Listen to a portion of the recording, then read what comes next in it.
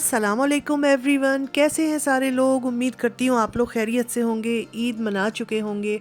और सारी beautiful ladies कैसी हैं। उम्मीद है आप लोग भी खैरियत से होंगी, थकन उतार रही होंगी क्योंकि ईद पे सब ने बहुत काम किया।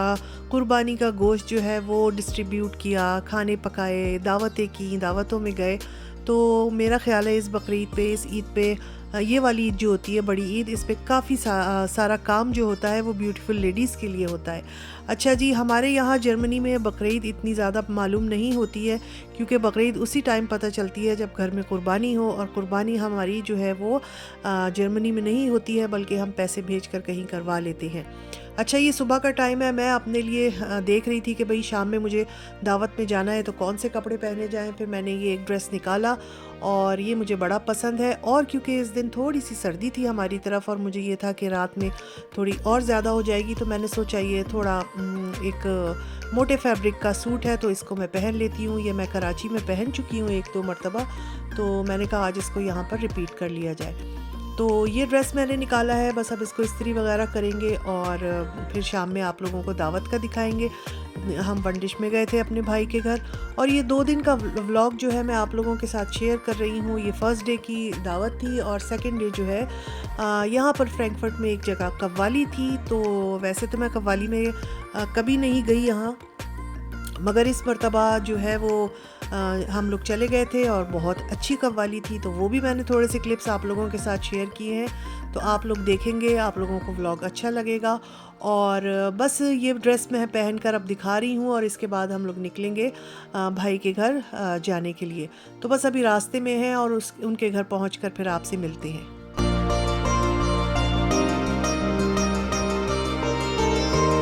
और जी, हम यहाँ पहुँच गए थे, खाना वगैरह लग गया है। ये देख रहे हैं ना मज़ेदार सी हलीम, मुझे याद, वो हलीम नहीं सॉरी नहारी मुझे याद आ रही है। और ये बोटा, तो ये जान था इस इस डिश का। दिल कर रहा था जिस दिन खाना था कि बस क्या करूँ और खा लूँ, मगर बस मैं देख देख के ललचाती रही और मैंने एक छोटी सी बोटी खाई। बहुत मज़े की थी नहारी। साथ में ये घर वालों ने बनाए हुए थे Chinese rice, chicken and vegetable fried rice बनाए हुए थे, और इसके साथ बहुत मज़े का चिकन का जो है वो शाशलिक भी था, और बहुत मज़ेदार मीठे भी थे, बहुत मज़े के खाने थे। और ये देखें गरम गरम शाशलिक यहाँ पे निकल के आया, बहुत ही टेस्टी, स्पाइसी, मज़ेदार। और बकरीद के खानों में तो यही चीज़ें होती हैं, और बकरीद क्या ईद हो, जब भी दावतें हों यही खाने होते हैं हमारे यहाँ माशाल्लाह से। और ये बहुत मज़े का जो है ये चिकन का पास्ता था और ये भी काफ़ी मज़ेदार था। तो मैं यही बता रही थी कि यही सारी चीज़ें होती हैं और शौक़ से खाई जाती हैं, और हमारे यहाँ के खानों में तो भाई यही सब कुछ होता है। तो इतनी अच्छी सेटिंग जो है वो टेबल की हुई थी। ईद मुबारक का जो है वो भी कार्ड लगा हुआ था और बहुत ही अच्छा लग रहा था, और सब मिलके अपने घर से एक एक डिश लेके आ गए थे। और घर वालों ने भी बहुत अच्छा चाइनीज़ खाना बनाया हुआ था, इसके अलावा मीठा बनाया हुआ था, और काफ़ी काम हो जाता है घर में भी। ये ज़बरदस्त सा दम का कीमा था। ये थी नहारी जो मैंने पहले भी दिखाई थी, और दोनों चीज़ें बहुत मज़ेदार थीं। और गोश्त के आइटम ना हो बकरीद के दावत में, ऐसा कैसे हो सकता है भाई। गोश्त के बगैर तो हमारी मेज़ सजती ही नहीं है। तो बस यही खाने यहाँ पे लग रहे थे और हल्के हल्के और गर्म हो के आ रहे थे। तो अच्छा, यहाँ पर मैं आप लोगों को दिखाती हूँ, ये बहुत ही मज़ेदार सी हमारे भाई के घर बनती है टर्किश चाय।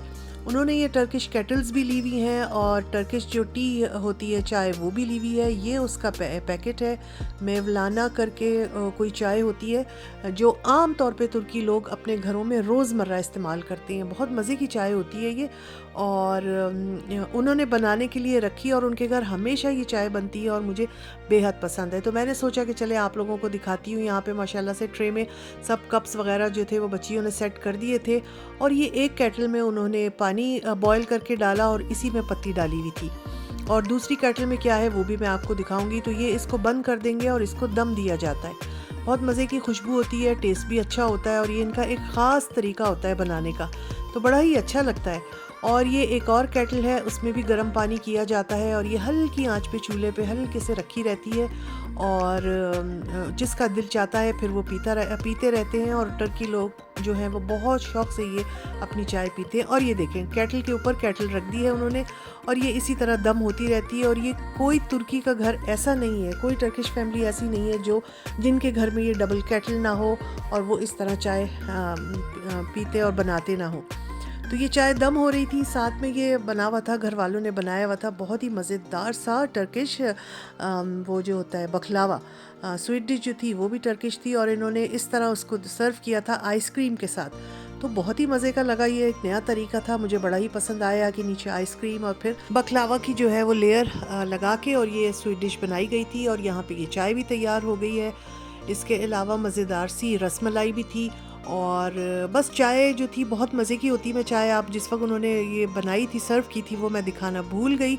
इसको इस तरह करते हैं कि जिसमें चाय की पत्ती पड़ी होती है हाफ़ कप उससे भर देते हैं और उसके अलावा जिसको जितना स्ट्रॉन्ग या लाइट चाय पीनी होती है उस हिसाब से वो गर्म पानी जो बॉयल हो रहा होता है दूसरी केटल में उसको जो है शामिल करके उसको बना लेते हैं। साथ में शुगर ले लेते हैं, जिन्होंने फीकी पीना होती है वो फीकी ले लेते हैं।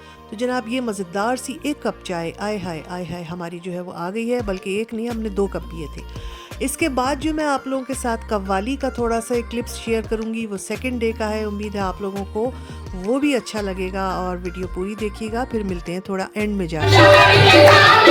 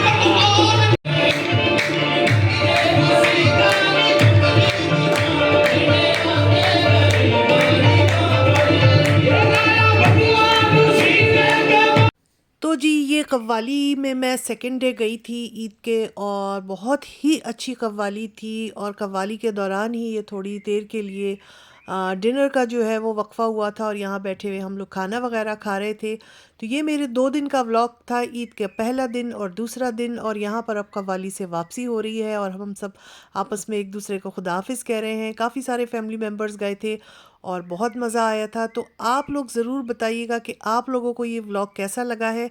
इंशाल्लाह अपने नेक्स्ट व्लॉग में मिलूँगी। इजाज़त दीजिए, अल्लाह हाफिज़।